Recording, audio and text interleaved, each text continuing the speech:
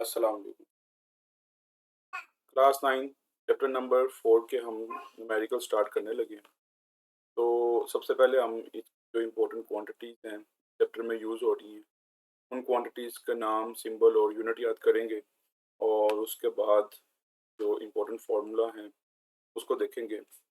ये लिखने का मकसद ये होता है कि जब आप क्वांटिटीज़ के नेम याद कर लेंगे, यूनिट्स याद कर लेंगे, तो आपको न्यूमेरिकल में से डाटा लिखना बहुत ज़्यादा आसान हो जाता है।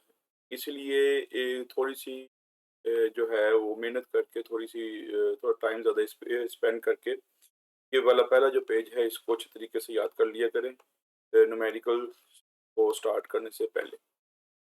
तो स्टार्ट करते हैं। सबसे पहले क्वांटिटी जो है वो टॉर्क है और टॉर्क का सिंबल होता है टॉ और इसको कहते हैं, इसका यूनिट है न्यूटन मीटर। तो ये टी नहीं है और ना स्मॉल टी है ना कैपिटल टी है, इसको टॉ बोलते हैं। थोड़ी सी कर्व शेप में और इसको पढ़ते हैं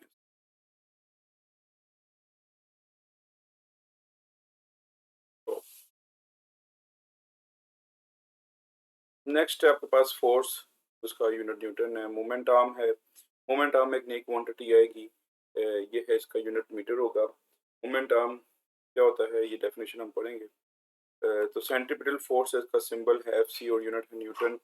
मैस है, इसका सिंबल है एम और इसका यूनिट है केजी। फिर है रेडियस ऑफ सर्कल, उसका सिंबल है आर और यूनिट है इसका एम। नेक्स्ट है स्पीड और इसका सिंबल है वी और यूनिट है मीटर पर सेकेंड। इंपॉर्टेंट फार्मूले जो चैप्टर में यूज होंगे वो है टॉर्क का। टॉर्क का फार्मूला है एफ मल्टीप्लाई बाय एल। फिर आप यूज करेंगे हॉरिजॉन्टल कंपोनेंट का formula F X equals to F cos theta और F Y equals to F sine theta. ये परपेंडिकुलर कंपोनेंट वर्टिकल कंपोनेंट का है, वर्टिकल कंपोनेंट, और ये हॉरिजॉन्टल कंपोनेंट का ये फार्मूला। नेक्स्ट आपके पास sum of all forces equal to zero, sigma F equal to zero, sigma tau equal to zero, first condition का फॉर्मूला है। और आपके पास है प्रिंसिपल ऑफ मोमेंट का फॉर्मूला, उसमें टॉर्क 1 टॉर्क 2 के बराबर होता है। Sum of clockwise movement and sum of anti clockwise movement जो होते हैं वो बराबर होते हैं। और उसके बाद है formula F C equals to M V square over R, centripetal force का फॉर्मूला। स्टार्ट करते हैं अपना फर्स्ट न्यूमेरिकल।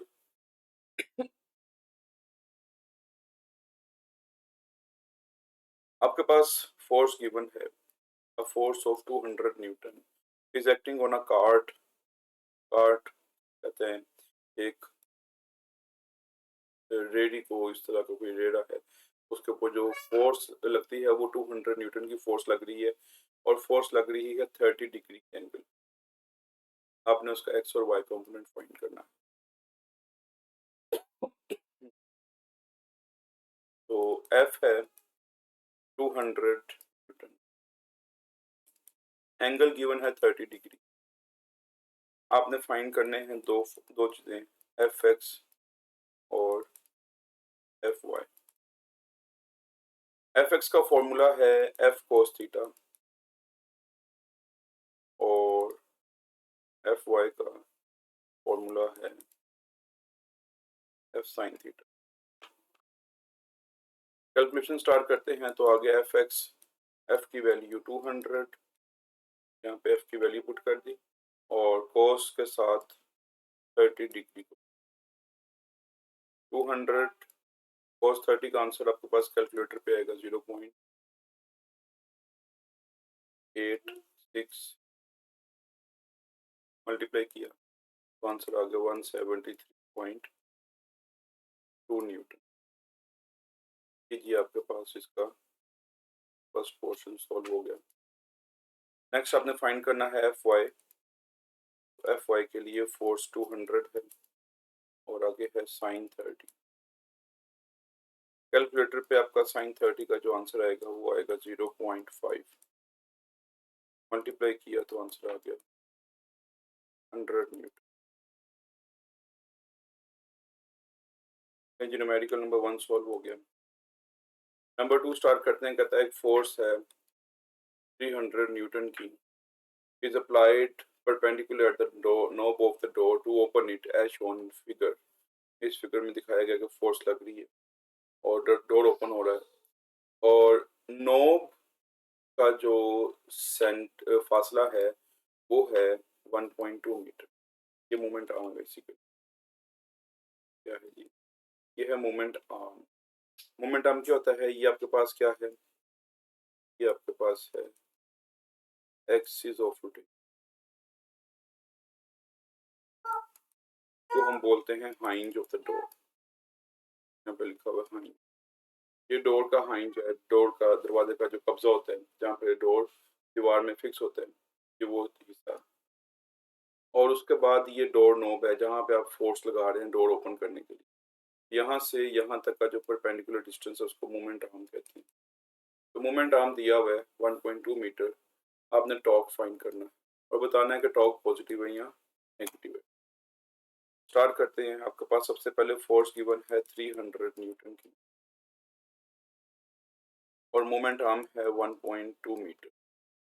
आपने फाइंड करना है टॉर्क। टॉर्क का फॉर्मूला है F मल्टीप्लाई बाय, और वैल्यूज पुट करेंगे 300 मल्टीप्लाई बाय 1.2 आ गया 360।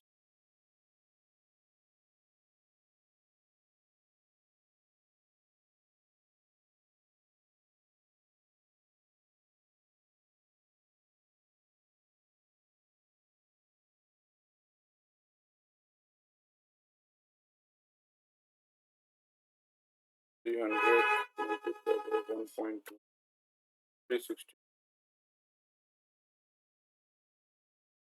अब आपने बताना है टॉर्क पॉजिटिव है या नेगेटिव है। तो ये देखें डोर की जो रोटेशन शो की जा रही है वो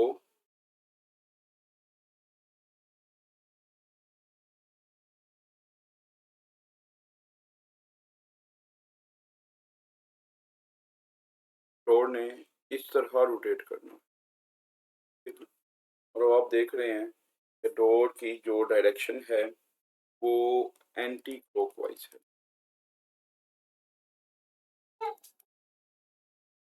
ये एंटी क्लॉकवाइज है और अगर डोर ऐसे रोटेट करता तो ये डायरेक्शन होती क्लॉकवाइज, लेकिन अभी एंटी क्लॉकवाइज है,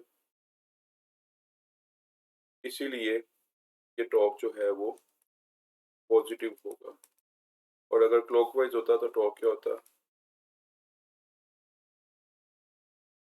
देखिए एंड पे आपने बताना है torque is positive. Numerical number 3 start करते हैं। तो आपके पास है टू वेट्स हैंग किए गए हैं सेंटर ऑफ ग्रेविटी से डिफरेंट लोकेशंस के ऊपर, एक साइड पर।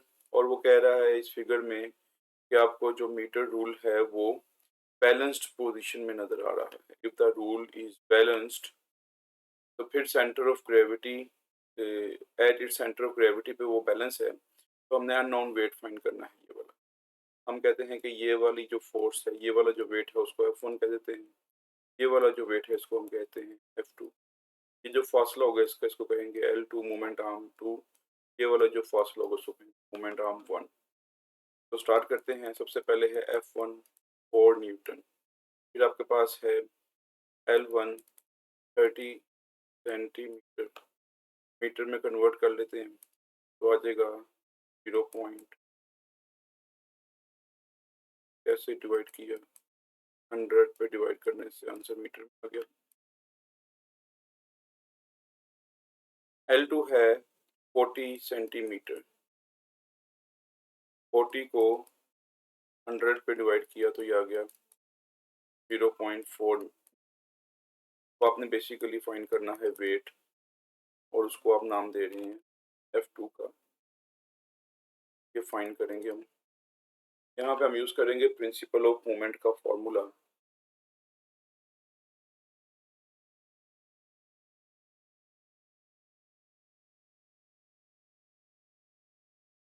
प्रिंसिपल ऑफ मोमेंट का फॉर्मूला होता है anti clockwise torque equals to clockwise torque. तो टॉर्क का बेसिक फॉर्मूला है F multiply by L। Start करते हैं। टॉर्क 1 का फॉर्मूला बन जाएगा F1 L1। टॉर्क 2 का फॉर्मूला बन जाएगा F2 L2। हमने F2 फाइंड करना है, इसकी जगह पे वेट पुट कर देंगे और L2 यहाँ पे आके डिवाइड हो जाएगा।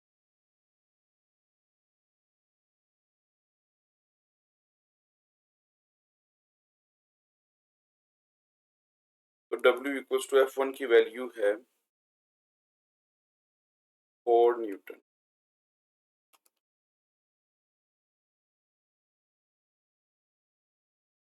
मल्टीप्लाई बाय 0.3 डिवाइडेड बाय 0.4, तो आंसर आ गया है 3 न्यूटन।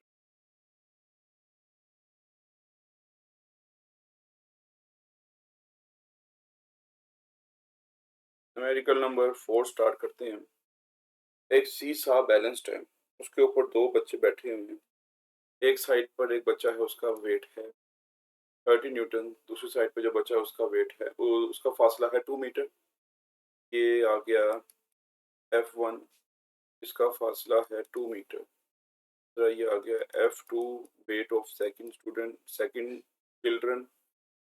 वेट को हम बेसिकली, आपको पता है कि वेट हो या फोर्स हो, वेट बेसिकली एक फोर्स है, इसलिए हम यहाँ पे F1 लिख सकते हैं।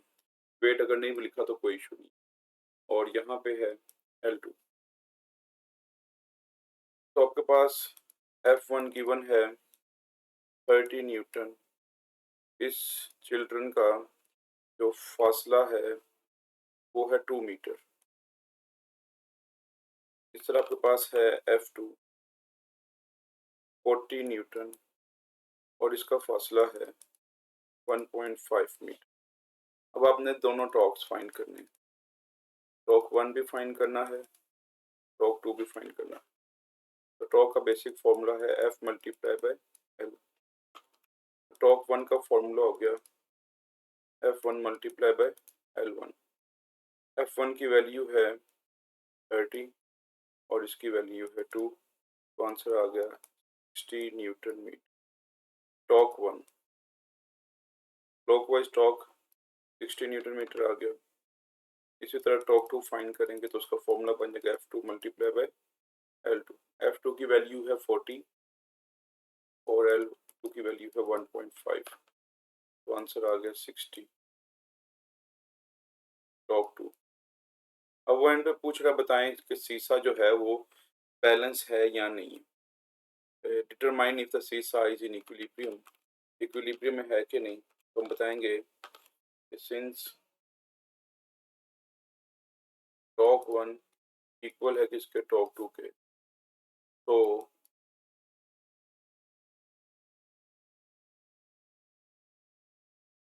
सीसा इज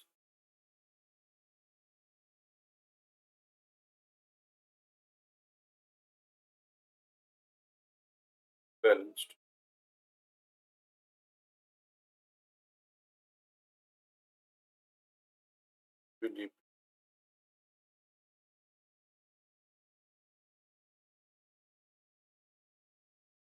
न्यूमेरिकल नंबर 5 स्टार्ट करते हैं। आपके पास एक फोर्स जो लग रही है वो F1 है, वो सेंटर पॉइंट से कितने फासले पे लग रही है, L1। दूसरी साइड पे जो फासला है वो L2 है। आपने इस ऑब्जेक्ट का लोड, इस ऑब्जेक्ट का वेट मतलब F2 फाइंड करना है। F1 गिवन है 250 न्यूटन, L1 गिवन है 30 सेंटीमीटर। 100 पे डिवाइड कर दिया 0.3 मीटर आ गया। डायरेक्ट भी कैलकुलेशन कर सकते हैं। L2 है 5 सेंटीमीटर, मीटर में कन्वर्ट करेंगे तो आंसर आ जाएगा 0.05 मीटर। 100 पे डिवाइड कर।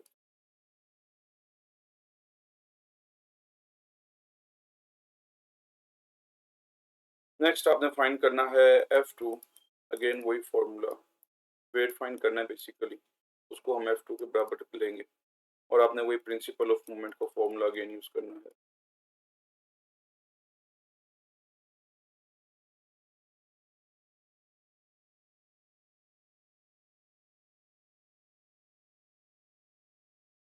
प्रिंसिपल ऑफ मूवमेंट का जो फॉर्मूला है वो है torque 1 equals to torque 2 and torque 2 equals to torque 1, जैसे मर्जी आप लिख सकते हो। और टॉर्क का बेसिक फॉर्मूला है एफ मल्टीप्लाई बाय, तो यहाँ पे आप टॉर्क 2 की वैल्यू पुट करेंगे F2 L2। टॉर्क 1 का फॉर्मूला बनेगा F1 F2 W के बराबर है और L2 यहाँ पे आके डिवाइड हो जाएगा।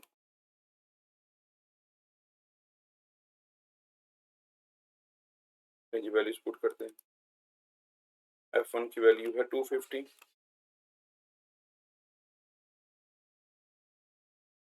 L1 की वैल्यू है 0.3 और L2 की वैल्यू है 0.5। 250 मल्टीप्लाई बाय 0.3 डिवाइडेड बाय 0.5, तो आंसर आ गया है जी 1500 न्यूटन ऑब्जेक्ट का वेट आ गया। ऑब्जेक्ट को हमने क्रोबार के जरिए लिफ्ट करना है।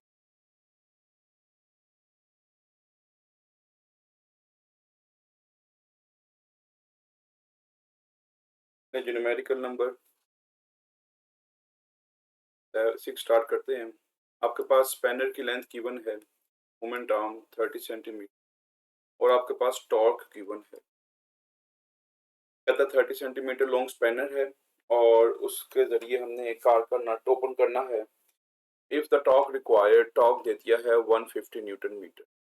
आपने क्या फाइंड करना है, how much force F should be applied. आपने फोर्स फाइंड करनी है बेसिकली।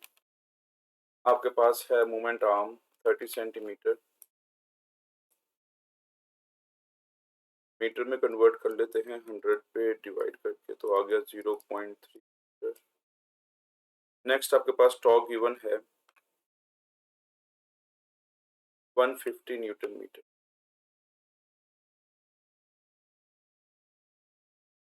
आपने फाइंड करनी है फोर्स और टॉर्क का फॉर्मूला है F multiply by L। F का फॉर्मूला बन जाएगा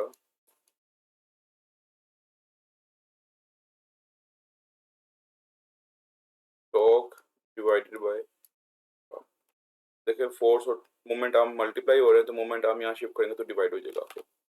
टॉर्क की वैल्यू है 150 और मोमेंट आर्म है 0.3। 150 डिवाइडेड बाय 0.3, आंसर आ गया है जी 500। 500 न्यूटन की जो है वो आपको फोर्स चाहिए कार के नट को ओपन करने के लिए। ये था जी न्यूमेरिकल नंबर 6। इंशाल्लाह इसके हम नेक्स्ट 4 न्यूमेरिकल्स जो हैं वो इंशाल्लाह अगली वीडियो में रिकॉर्ड करेंगे। उम्मीद करता हूँ आपको वीडियोस जो हैं वो पसंद आ रही होंगी। न्यूमेरिकल्स 9th क्लास के थोड़े से टिपिकल न्यूमेरिकल्स हैं, इनको बार बार देखें, बार बार प्रैक्टिस करें और जहाँ पे कोई कंफ्यूजन है तो आप कमेंट करें, इंशाल्लाह हम उसको भी जो है वो कवर करेंगे। एग्जाम्पल्स आपने खुद ही सॉल्व करनी है। अगर आप से एग्जाम्पल्स जो चैप्टर के अंदर सॉल्व एग्जाम्पल्स हैं वो सॉल्व नहीं होती, उसमें प्रॉब्लम आती है आपको, तो आप वो बताएं, इंशाल्लाह उसकी भी वीडियोस जो हैं वो इंशाल्लाह रिकॉर्ड कर दी जाएंगी। मिलते हैं आपसे अगली वीडियो में, तब तक के लिए अल्लाह।